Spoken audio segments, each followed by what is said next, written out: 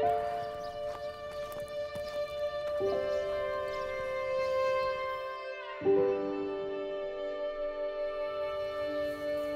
you go. Did you have to roll for that event, or you had to roll for that?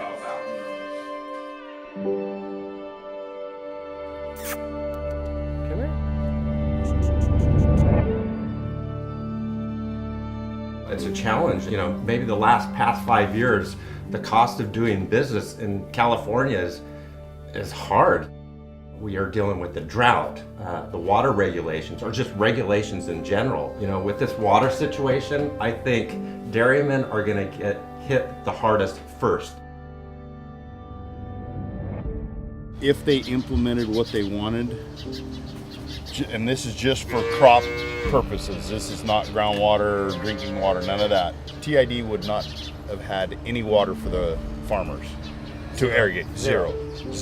And the feed costs would have been tremendous. And could we have stayed in business with that? Probably not.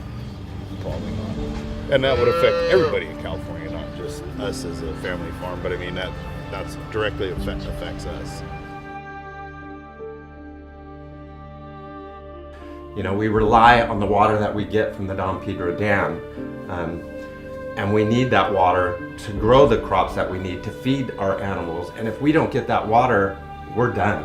We are out of business. There's no options, Yeah. or very minimal options, and I don't think we can weather those options, especially with the regulations that we're in. Marchy Dairy currently farms and operates about 600 milking head that's owned by my dad and my uncle. With my passion for agriculture and growing up on the family farm, whether it was milking or begin to feed the animals and giving vaccinations, I really learned the passion for agriculture and all the values and morals that we have. I hope looking at that aspect, I continue to grow up on the dairy farm and continue to pursue my 4th generation dairy farm.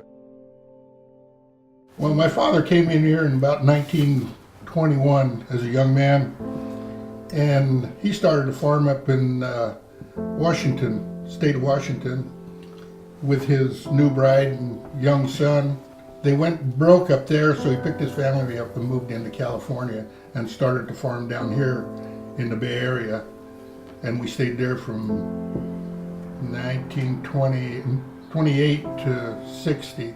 And then there was 3 boys that started the business up here where we are today. And kind of proud of what he started.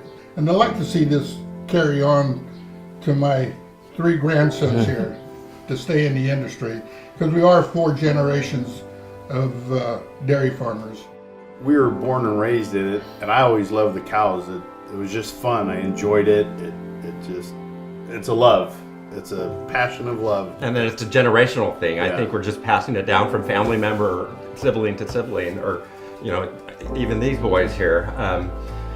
You know, I wasn't sure I was going to be in the dairy business, but, you know, growing up, I loved, after coming home from school, wanting to work on the dairy, being with my dad, you know, so it's, like I say, a generational thing. But now it just seems it's just a struggle for dairymen lately, though. Maybe the past 5 years, the cost of doing business in California is hard. The environment needs the water, we also need the water. We're trying to produce for the people, they're trying to send out water for the environment. And understanding both sides gives us perspectives, but at the same time we need to understand those perspectives and try to make a balancing act. 40 to 60% isn't a balancing act. It's choosing the environment side over the agriculturists who are trying to produce this adequate and safe food supply for the world. I think there's a disconnect, you know, they just don't get what we do. And I hope they realize that we feed the world. I think $21 billion to the state economy, so our industry is important and vital. We are important to the state. Yeah. The farmer has hope. The farmer has to hope that we get rain, hope that the crop is going to be able to produce the yield that we need, and they're kind of like the beacon of hope in today's agriculture industry. We need to acknowledge if we don't have water, one of life's vital resources in our lives, then the farm's not going to be able to continue to grow and produce. And that doesn't just hurt locally or my own family farmer, it hurts on a state, national, and global level by exportation of our milk and going to other goods. It's going to hurt not only our local farm, but on a global standpoint.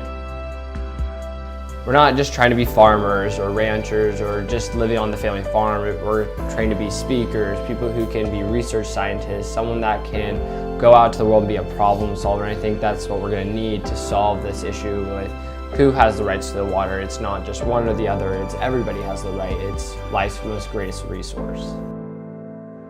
And it's not easy here in California to farm, but the outlook, I think if these young gentlemen stay in the FFA like Bobby's doing here, going for his farmer award, quite proud of these boys and like to see it keep going.